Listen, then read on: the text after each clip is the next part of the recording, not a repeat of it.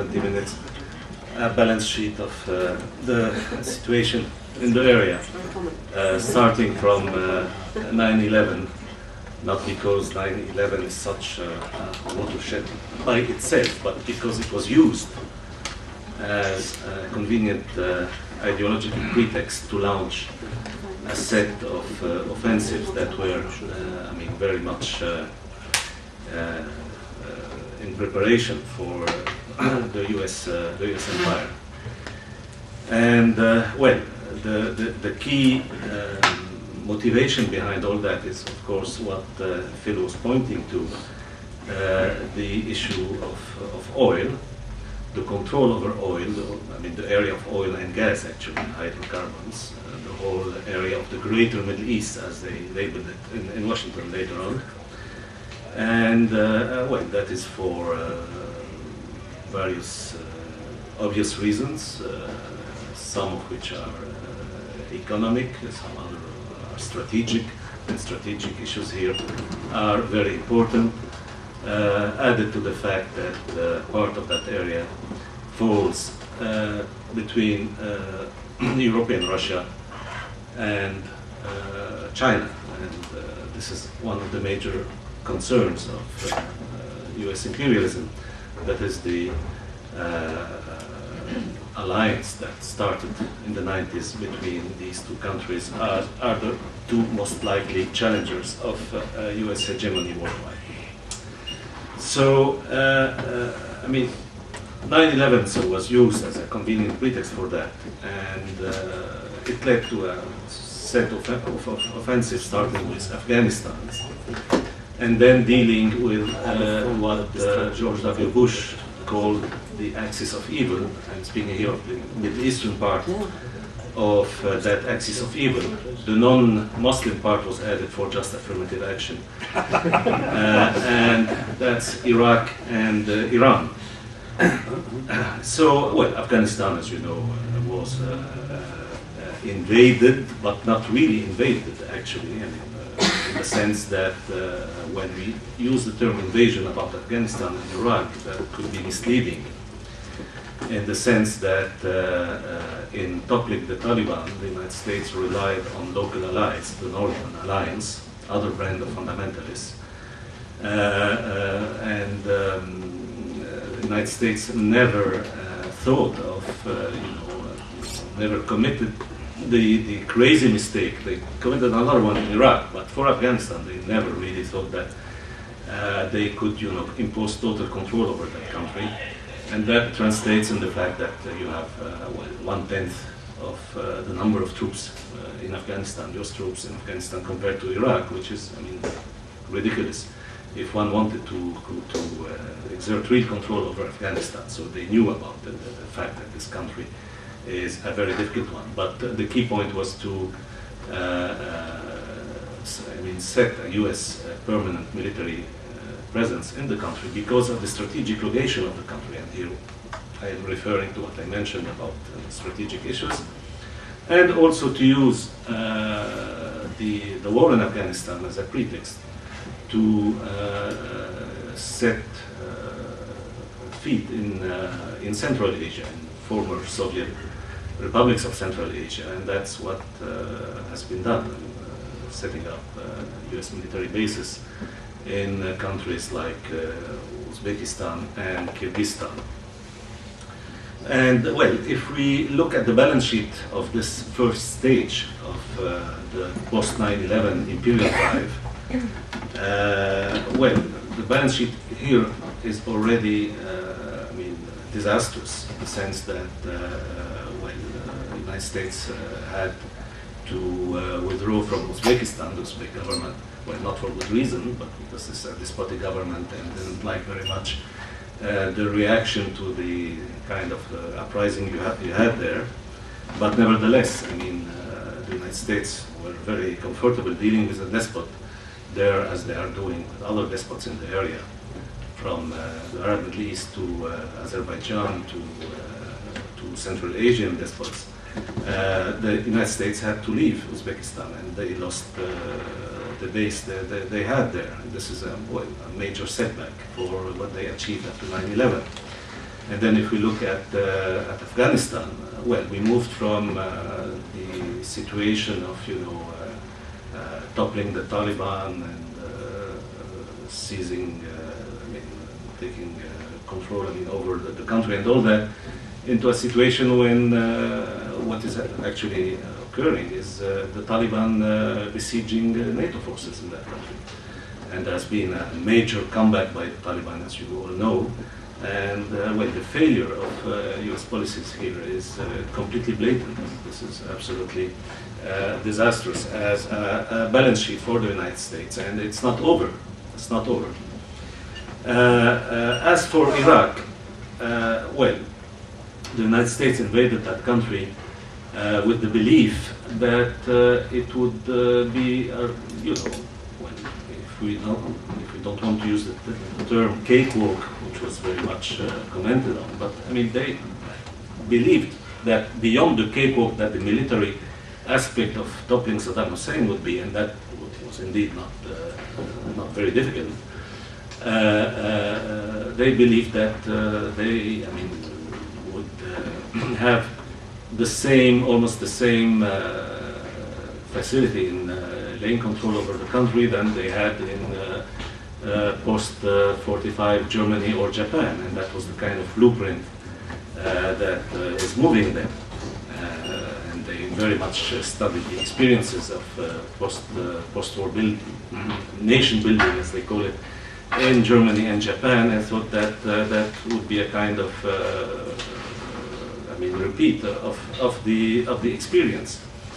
And that also translated in the fact that Rumsfeld thought that you had a debate even at the Pentagon at that time over the number of troops needed for Iraq, and well, the idea was that we don't need much. A limited expeditionary corps would be enough.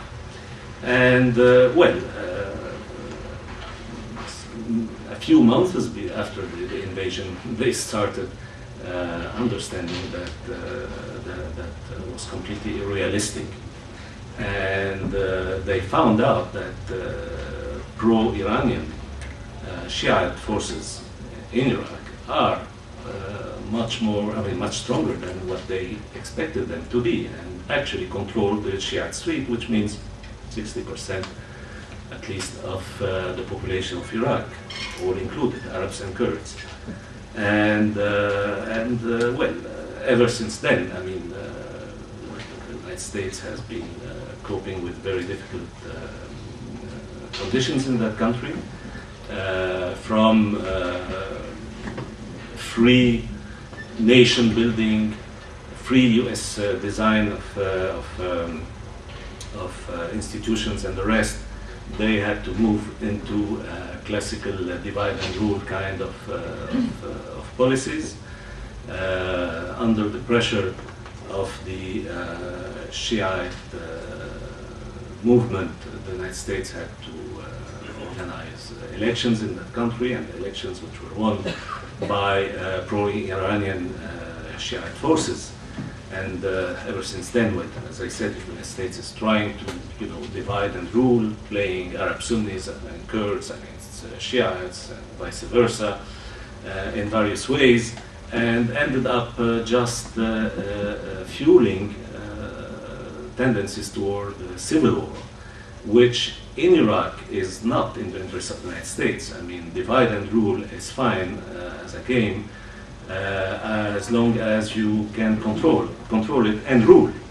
But if what you get is only divide, that's what they are getting in Iraq, then it's a total disaster. And this drift of Iraq towards civil war has become the most visible sign of U.S. failure, U.S. defeat, one could say, politically speaking, in Iraq.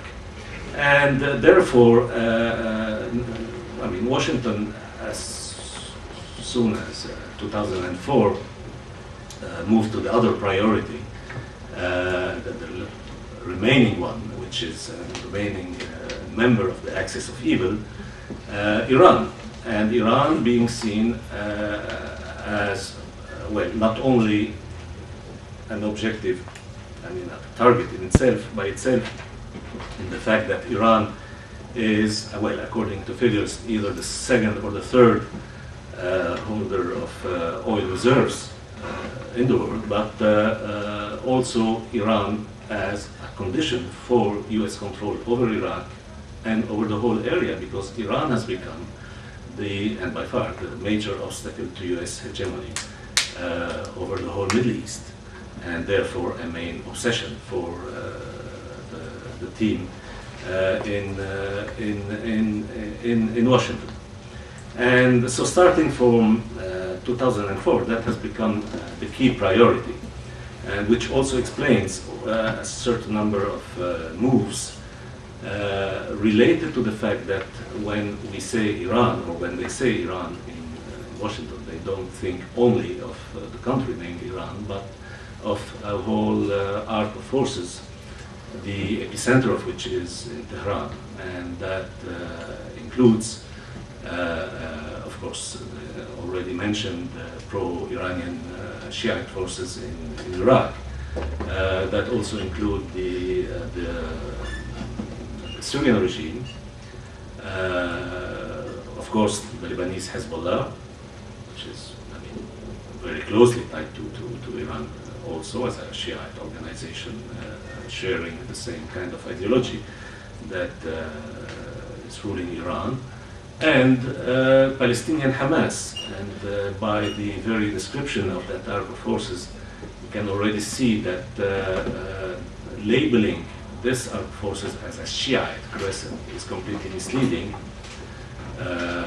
because, well, at least two members of this kind of regional alliance could not be described as Shiite, and this is Hamas, which is a Sunni Islamic fundamentalist organization, and the Syrian regime, who doesn't, I mean, is not even a fundamentalist or even a religious kind of regime, but a so-called, between a lot of quote marks, secular regime claiming to be socialist, I mean, officially speaking.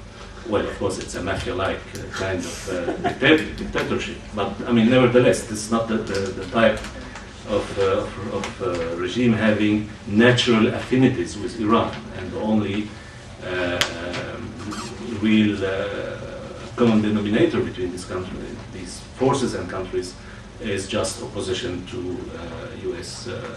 designs over the area. And when Washington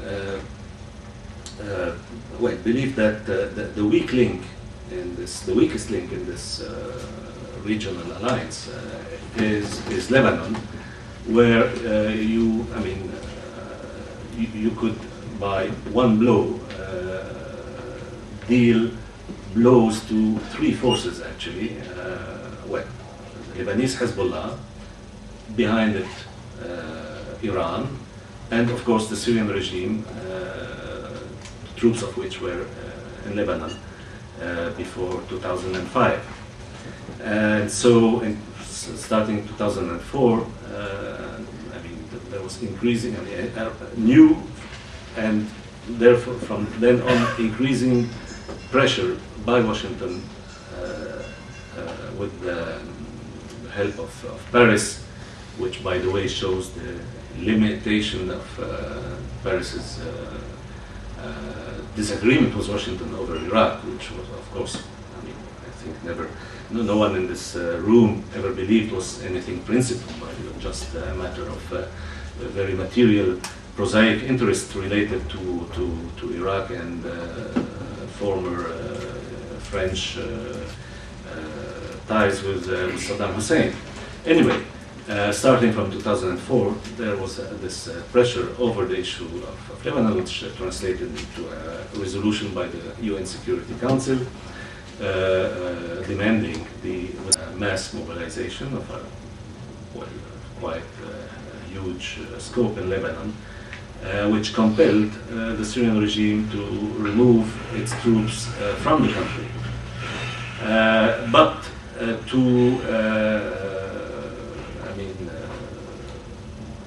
to to the great disappointment of Washington, what happened after that is instead of moving to stage number 2 related to Lebanon, that is in Washington, but they understood that actually that meant that Washington's Lebanese allies don't have enough strength to deal with Hezbollah, and what was needed was an outside intervention. Resolution. That's the first time in history that Israel launches a war to impose the implementation of a UN Security Council resolution. And well, you know the rest of the story, in the sense that that was a real fiasco. I mean, it was not an absolute failure in the sense that Washington took over and tried to continue the war by other means through the deployment to help the Lebanese government in the implementation of Security Council resolutions, including, of course, the disarming of Hezbollah. And that's why after and the Lebanese opposition, of which, after also the resignation of Hezbollah and other Shiite ministers from the Lebanese government, so this opposition is asking for veto power in the government, and there's a tug of war going on in the country over that. Well, in that case, Washington was keen on preventing any kind of agreement or compromise, renewed compromise in Lebanon, and trying to push the country towards civil war, a civil war which Washington would like to see with NATO intervention in the civil war, and that's why NATO troops have been deployed. The same could be said about Palestine, where Washington suffered another setback in January 2006 with the victory of Hamas in the parliamentary elections.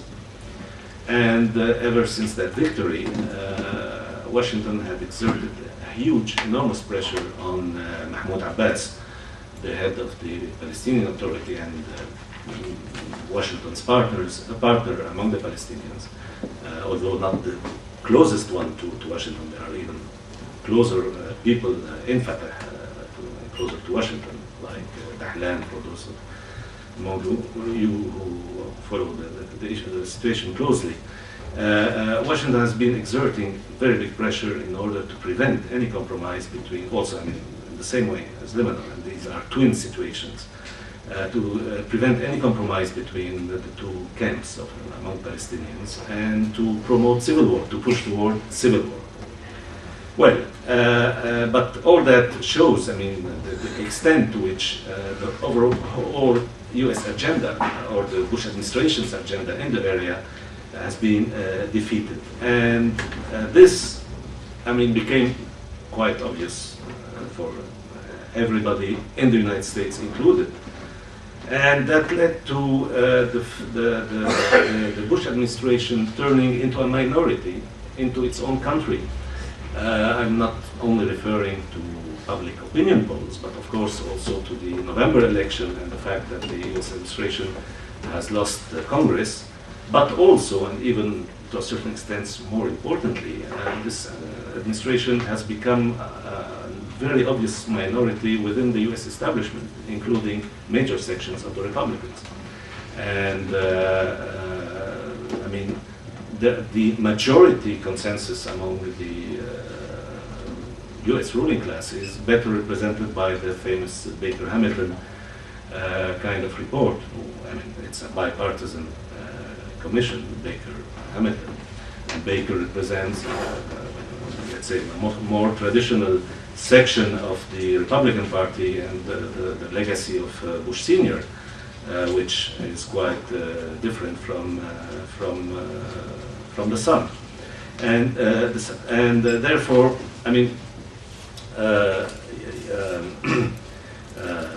this, has been a major turning point in the situation, and has led, and this is something which is not emphasized enough or not even noticed enough in some of the Western media. I mean, it has led to the major ally of the United States in the area starting to move independently from the Bush administration. And I'm referring here to the Saudi kingdom. The Saudis are much closer to the Baker-Hamilton kind of approach, especially with their present king, the Saudis, than to the present George W. Bush administration. And seeing the extent of the disasters, they have tried to, they have started to try to move on this other line, the Baker-Hamilton approach, which is, well, deal with Iran, deal with Syria, try to, you know, get some kind of compromise to stabilize the situation. Otherwise, you're heading toward disaster, and that's what the Saudis have started doing. They started intensive negotiations with Tehran in recent months and weeks. They are promoting attempts at compromise in Iraq with the Iranians. The same goes for Lebanon, where the Saudis are intensively negotiating with the Iranians and with the Lebanese two camps in order to foster some kind of compromise between them. And as you know, the Saudis also godfathered the reconciliation between the two Palestinian camps, and that was the so-called Mecca Conference, and which led to the formation of this coalition government in Palestine. All this to the great resentment of the Bush administration because it doesn't fit into its own views. And that also is a further indication of the extent of the disaster that not only this administration actually, but the whole US imperial agenda for the area has suffered. Thank you. Thank you very much.